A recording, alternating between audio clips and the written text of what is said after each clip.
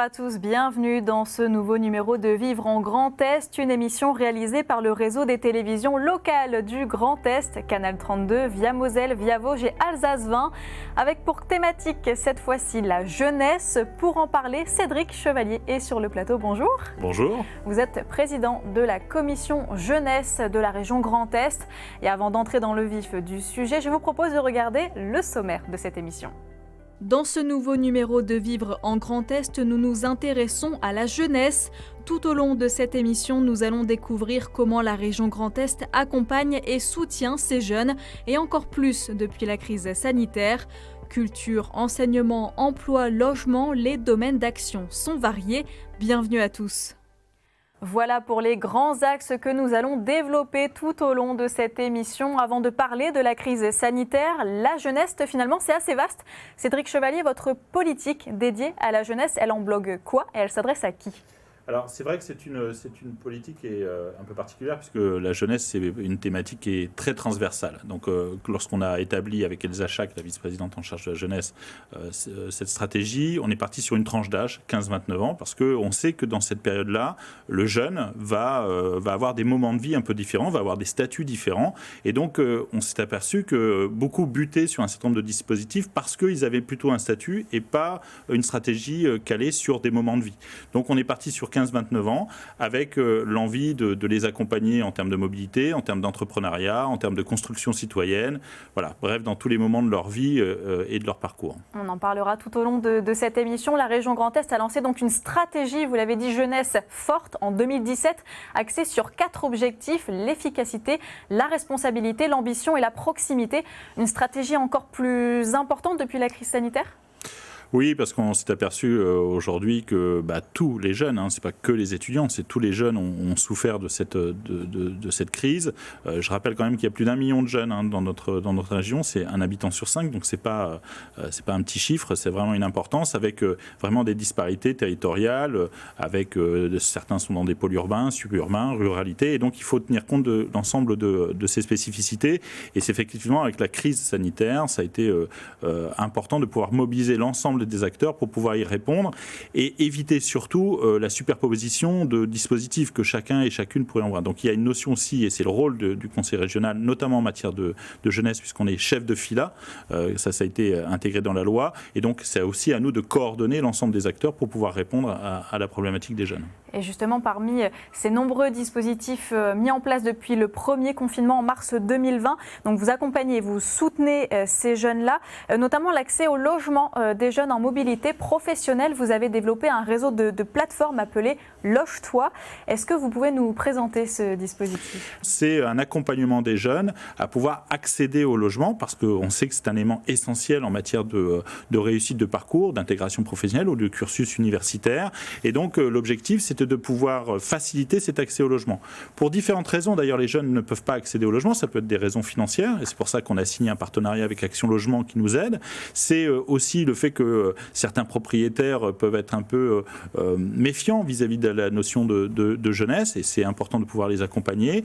L'ensemble des dispositifs qu'ils ne connaissent pas forcément. Et puis rentrer dans un logement, ça peut être aussi pour certains une vraie arnaque, parce que mal isolé, avec des surcoûts, etc. Donc ces plateformes-là sont non seulement en capacité de pouvoir faire émerger une offre de logement sur les territoires concernés, et de pouvoir accompagner les jeunes pour leur faciliter l'accès à ces logements. C'est important parce que, je vous prends un exemple, vous avez des entreprises qui cherchent des apprentis, des alternants, qui peuvent être pas forcément en pôle urbain, mais plutôt en ruralité, et qui vont avoir des difficultés à pouvoir recruter parce que pas capable de pouvoir trouver le logement idoine par rapport aux jeunes pour pouvoir les accueillir. Donc il y a aussi un enjeu, pas forcément que pour le jeune, mais il y a aussi un enjeu pour le tissu économique. Et on le voit aussi bien dans des zones touristiques où beaucoup recrutent de jeunes sur des périodes très courtes, en tout cas en saisonnier, et ils n'ont pas forcément aujourd'hui l'offre adaptée pour pouvoir les recevoir. Et cela concerne plusieurs types de logements, le logement en milieu rural, le logement intergénérationnel, le logement en colocation location ou en sous-location. Et cela concerne à hauteur de 36% le parc privé, à hauteur de 29% le parc social. Et parmi justement les 22 plateformes implantées sur l'ensemble du territoire de la région Grand Est, celle de Thionville en Moselle où l'association Apologie propose entre autres des colocations donc meublées à des tarifs abordables dans un bassin de vie où la pression immobilière est forte. Le reportage de Fanny Bragard de Via Moselle, regardez. Apologie, bonjour. Des appels de jeunes en galère de logement, Sébastien en reçoit tous les jours. Eldorado des travailleurs frontaliers, le Luxembourg a fait flamber les loyers au nord du sillon lorrain.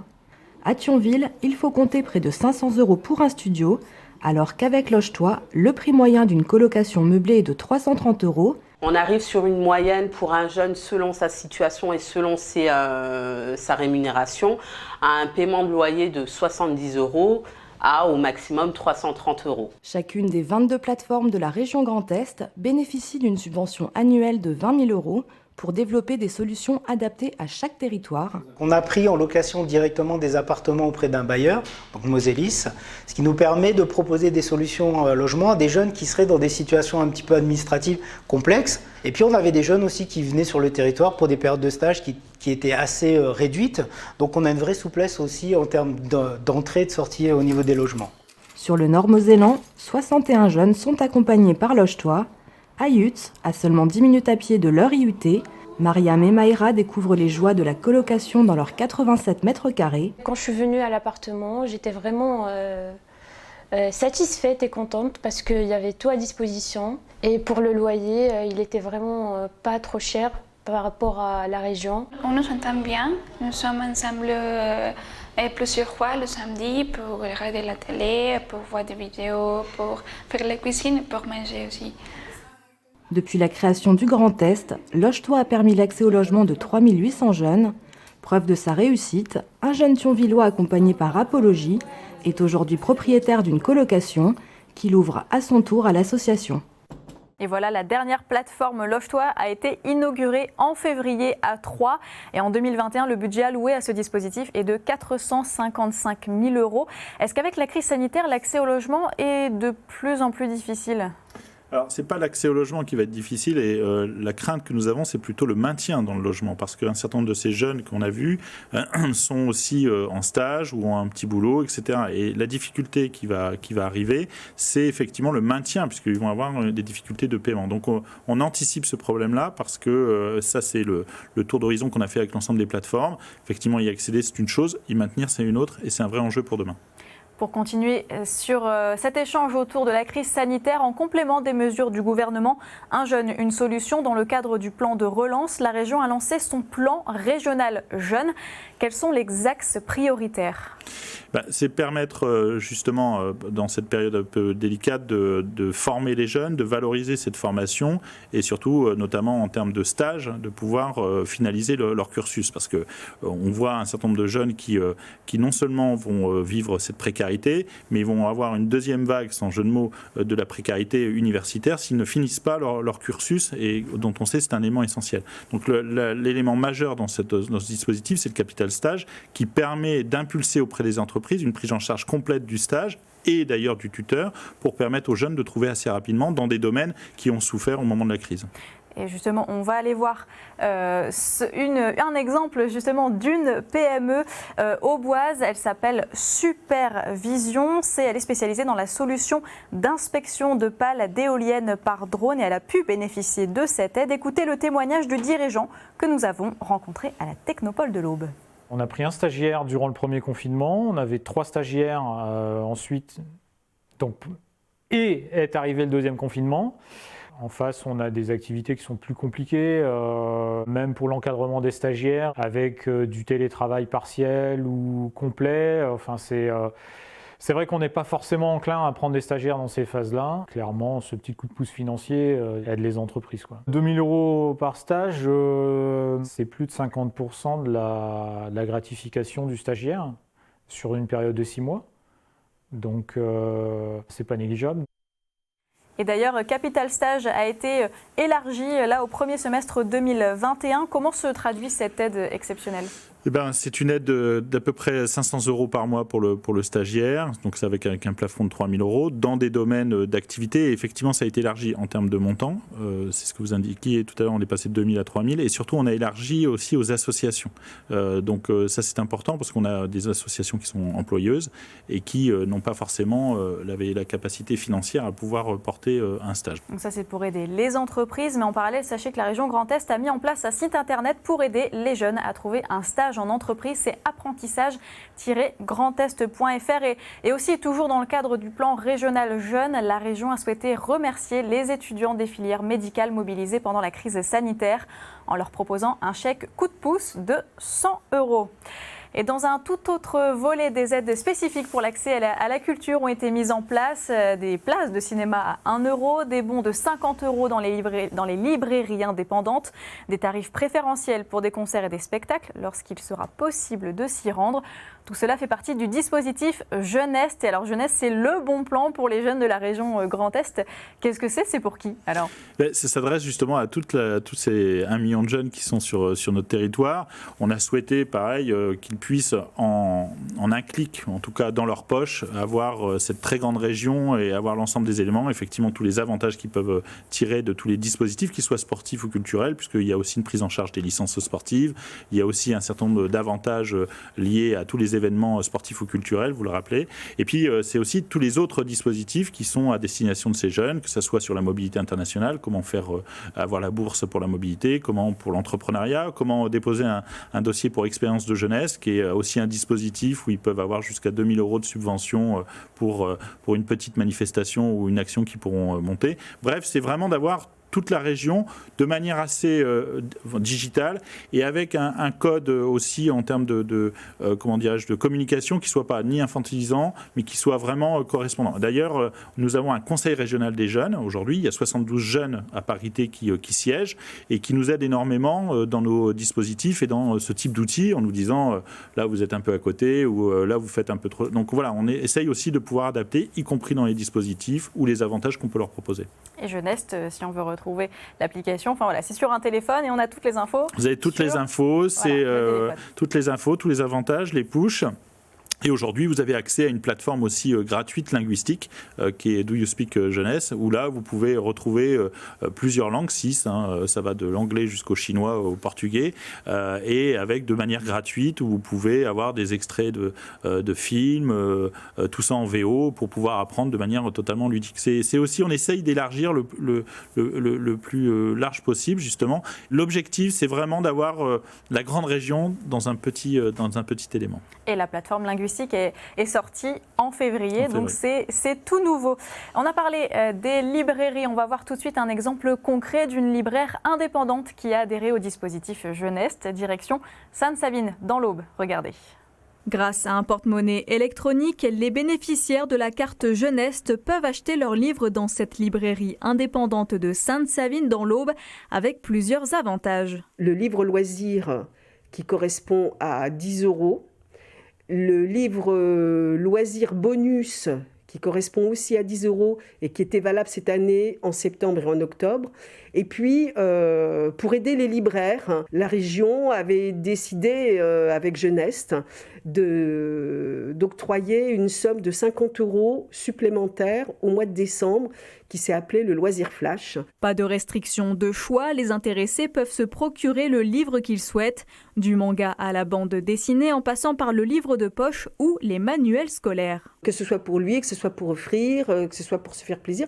J'ai été très étonnée parce qu'effectivement, ils ont eu des demandes concernant des auteurs comme Kundera. Ils n'auraient pas osé forcément l'acheter avec leur propre argent. Je trouve ça vraiment formidable. Attention tout de même, la somme de 10 € ne peut pas être modifiée. C'est-à-dire que lorsque un jeune vient et achète un livre à 7 €, il est obligé de dépenser 10 €. Lorsque c'est dans l'autre sens, lorsque le livre est plus cher, eh bien, il peut ajouter au bout, de la manière qu'il souhaite. Isabelle Charcos a adhéré au dispositif en 2015, année d'ouverture de sa librairie.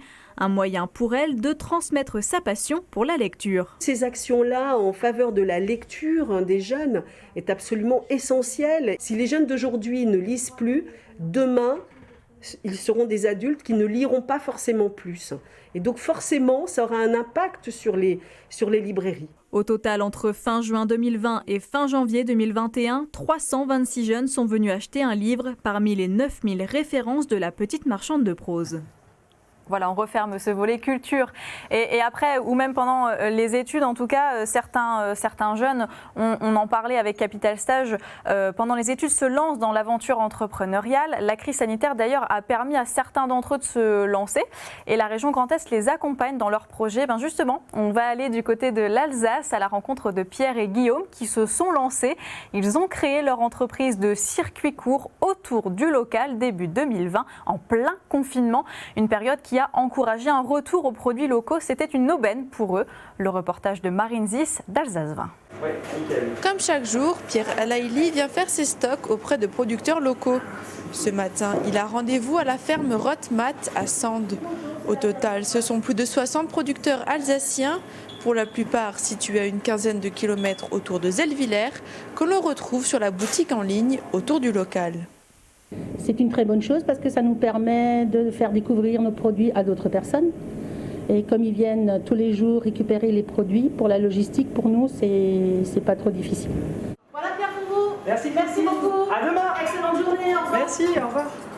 Une fois la collecte effectuée, Pierre Alaïli rejoint son associé pour préparer les commandes. Alors, on essaie d'élargir la gamme qu'on a le plus possible.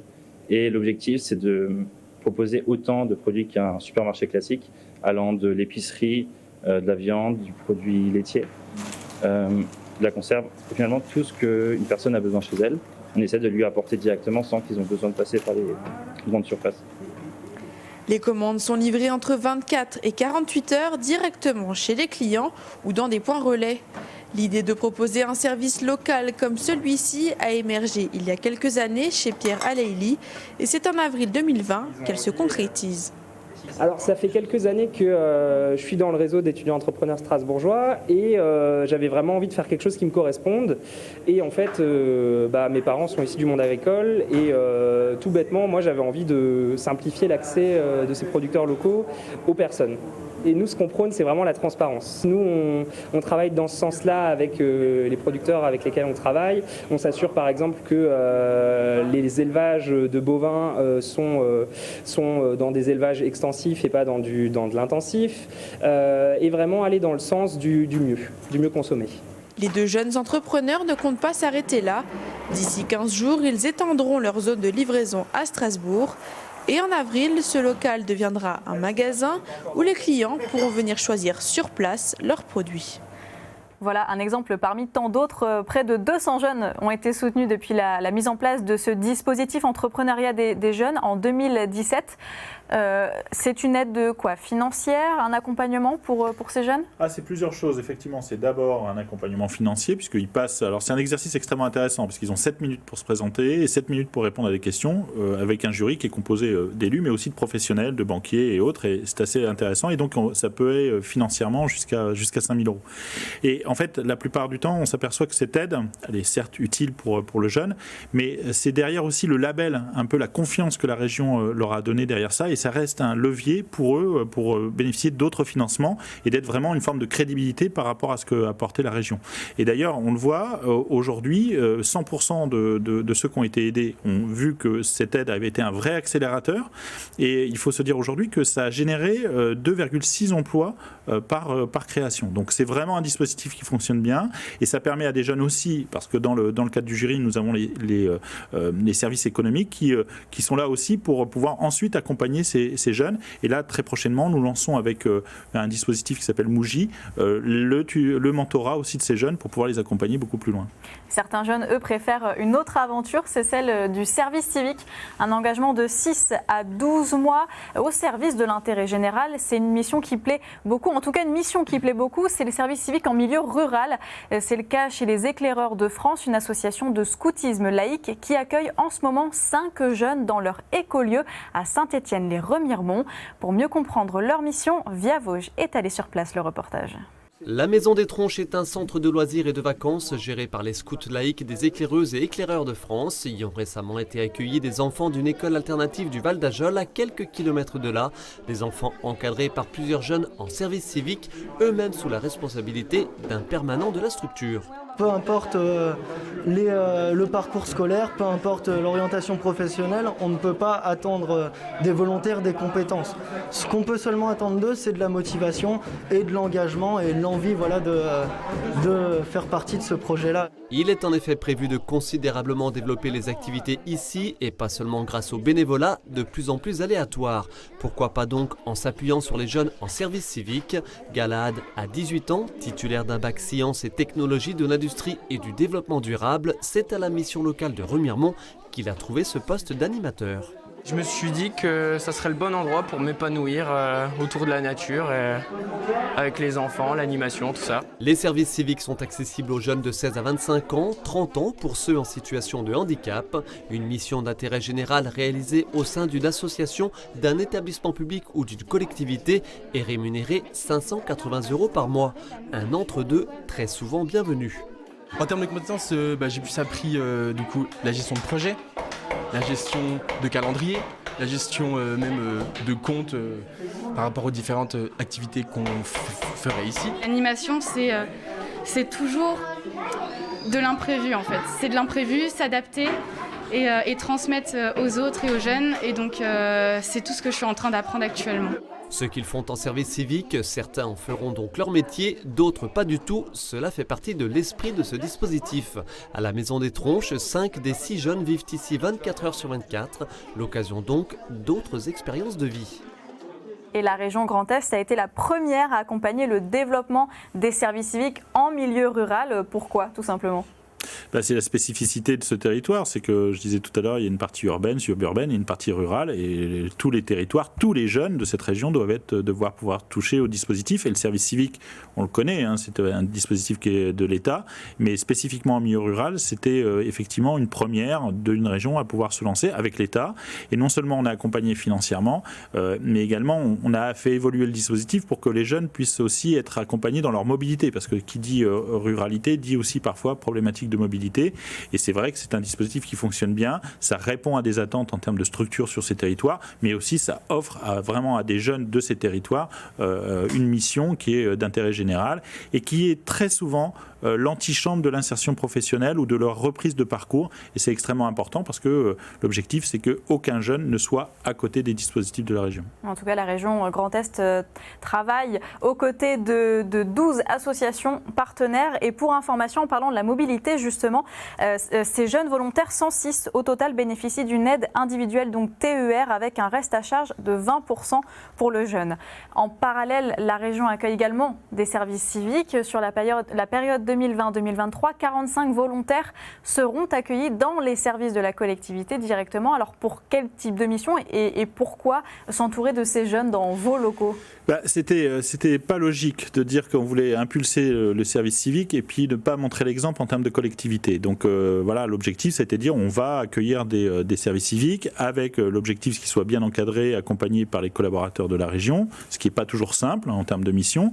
Et il fallait aussi trouver des missions qui ne soient pas non plus à remplacer des emplois, parce qu'il ne faut pas non plus se cacher derrière son petit doigt. L'objectif c'était de pouvoir vraiment leur apporter une vraie mission. Donc certains sont des ambassadeurs du lycée 4.0, d'autres travaillent sur l'environnement. En fait, ça dépend des services dans lesquels ils se trouvent, qu'ils soient dans la direction culturelle, la direction jeunesse. Certains d'ailleurs nous épaulent pour le conseil régional des jeunes. Donc ils ont des missions, ils sont suivis, ils sont accompagnés, et c'est pour nous une vraie valeur ajoutée parce que, encore une fois, ils apportent un regard neuf, un regard différent sur une collectivité comme la nôtre, et c'est plutôt une brève bouffée d'oxygène. Voilà. Et donc c'est très intéressant, et on a la chance de pouvoir les accompagner et de garder des liens avec eux derrière. Ce qui me permet de rebondir sur le lycée 4.0. On va terminer cette émission avec cette thématique. Le lycée 4.0, vous pouvez nous rappeler un peu ce que c'est ? Le constat était assez simple. Au collège, vous aviez une politique en matière du numérique, et quand vous rentrez dans l'enseignement supérieur, ils sont tous aussi dans le numérique. Et il y avait un trou au milieu qui était le lycée. Donc l'objectif, c'était de pouvoir non seulement permettre à tous les jeunes d'avoir accédé aux manuels scolaires de manière digitale, et donc c'était de de pouvoir à un moment donné équiper l'ensemble de ces lycéens pour leur permettre non seulement d'avoir une égalité de traitement sur l'ensemble du territoire, puisqu'on accompagnait financièrement les livres, mais ce qui posait d'autres problèmes en termes de lorsqu'il y avait des programmes un peu différents, c'était assez compliqué. Et donc on s'est lancé dedans pour pouvoir accompagner au mieux les lycéens, que tous puissent avoir accès à ces cours. C'est aussi passer un cap du 4.0. Et d'ailleurs, malheureusement, au travers du Covid, on a bien vu que cette dynamique a été extrêmement profitable, permettant à beaucoup de jeunes de se maintenir dans la relation scolaire et de pouvoir suivre leurs cours et ne pas être pénalisés pour la suite des événements. Alors ça a été aussi une vraie collaboration avec les services de l'État et de l'Éducation nationale, parce qu'effectivement, ça ne se fait pas sans les professeurs, ça ne se fait pas sans les directeurs d'établissement et ça ne se fait pas sans le rectorat. Et ce qui est intéressant, c'est que les lycéens deviennent propriétaires de ces ordinateurs portables après l'obtention du bac, et ça représente 350 lycées sur l'ensemble de la région Grand Est. Merci beaucoup Cédric Chevalier d'avoir été avec nous pour cette émission Vivre en Grand Est autour de la jeunesse. Si vous souhaitez avoir plus d'informations sur les thématiques abordées dans ce numéro, n'hésitez pas à vous rendre sur le site internet du Grand Est, tout y est détaillé et vous pouvez évidemment retrouver cette émission en replay. À bientôt sur le réseau des télévisions locales.